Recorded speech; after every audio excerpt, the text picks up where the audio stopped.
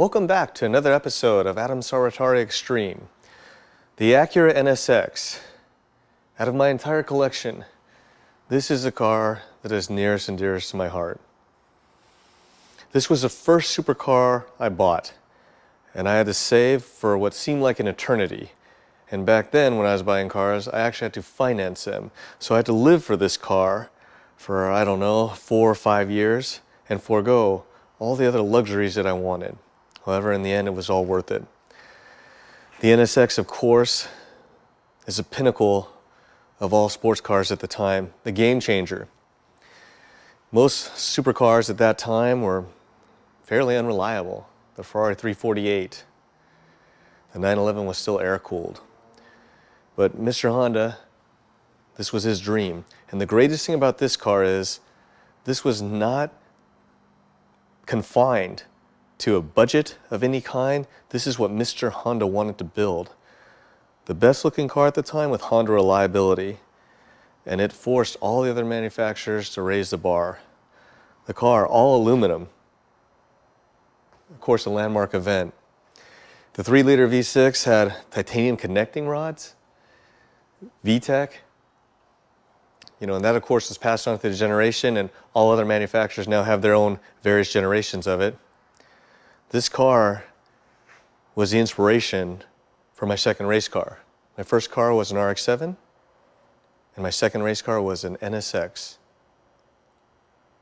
So the question often comes up, do you still have the race car? Yes, I kept the race car. And then I guess the next question is that why didn't you sell it? I didn't need to, so I kept it. It's a huge part of my life to remind me of that portion of that life.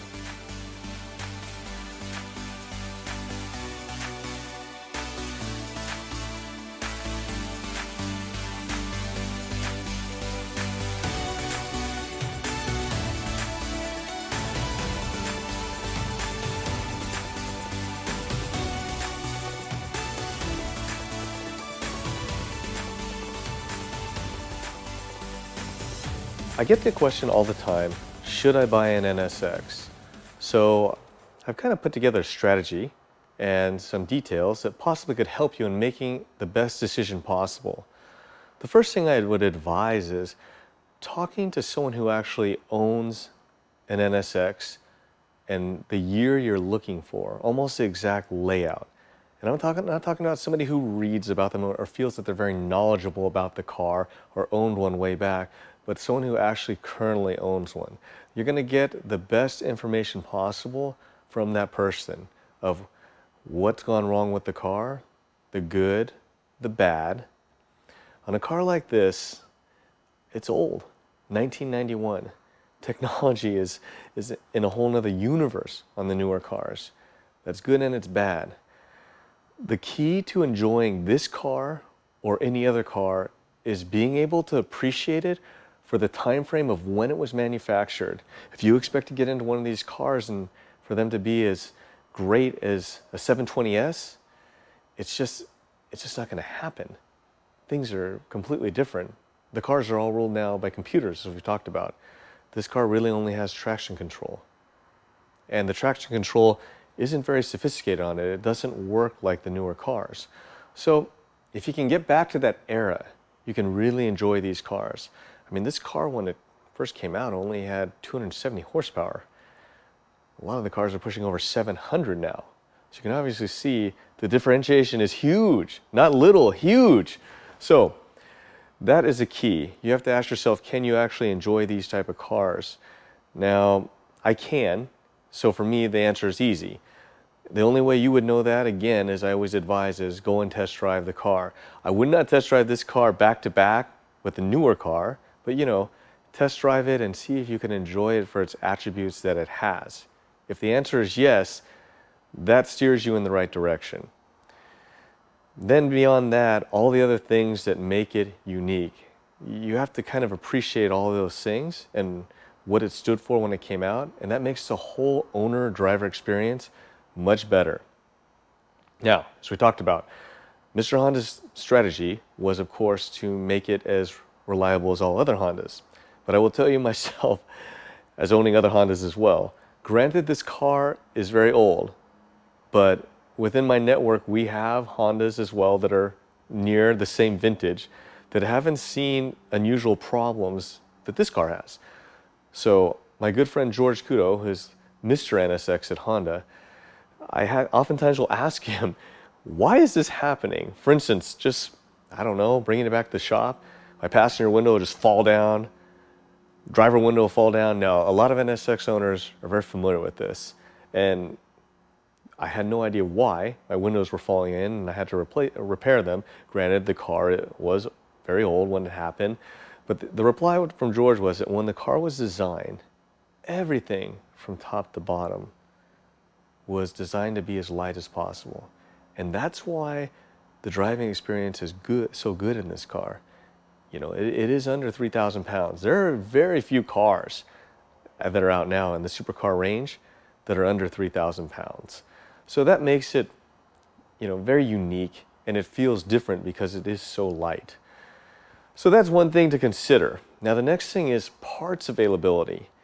See, since the car is so old and it's been out of production for a very long time, parts can be very difficult to get a hold of, especially engine parts.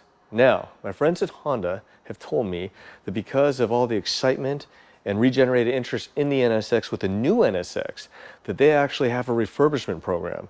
I didn't look into it at great depth, but apparently they believe that parts will be manufactured again. This is a great thing for all of us that own the first generation NSX, because some parts just aren't even available yet. I mean, you could probably see it in the forums, but there are horror stories about the length of time to try and get parts. In any case, that's something to consider. Now, as far as this car is concerned, I haven't really had any other problems, but there is one thing that is definitely difficult, and that is the timing belt. This car as well has a timing belt. Now the interval is much larger. I don't even know the mileage because it's so rare that people actually put the mileage on that I know to get the timing belt changed. The interval is 10 years. So, to be honest with you, on this car, I was so busy racing and touring everywhere and modifying it for different shows, I actually went 20 years. Yes, that is right, 20 years. The amazing thing was when the belt came out, it still looked new. So that's great. But the problem with everything is that when cars get older like this, there are no longer technicians trained at the dealership to work on them. So a lot of dealers don't even want to work on them. And the problem being is that even a lot of the independents are questionable. So of course myself, when I went to do the timing belt, I wanted my friend George to do the timing belt because he is the best. Unfortunately, George is so insanely busy, he could not take care of it for me. And my question to him, of course, is that who could he refer me to? And unfortunately, he did not have anyone himself that he trusted to do the job. So where that ended up was me doing the job and George guiding me through it. And I'm forever in debt to him, because he's helped me so much with my car. But for all of you, that is something you definitely want to consider. You might want to see if you can align yourself with somebody who's pretty good before you even pull the trigger, if that's what you're thinking of doing. Those are the main things you want to consider.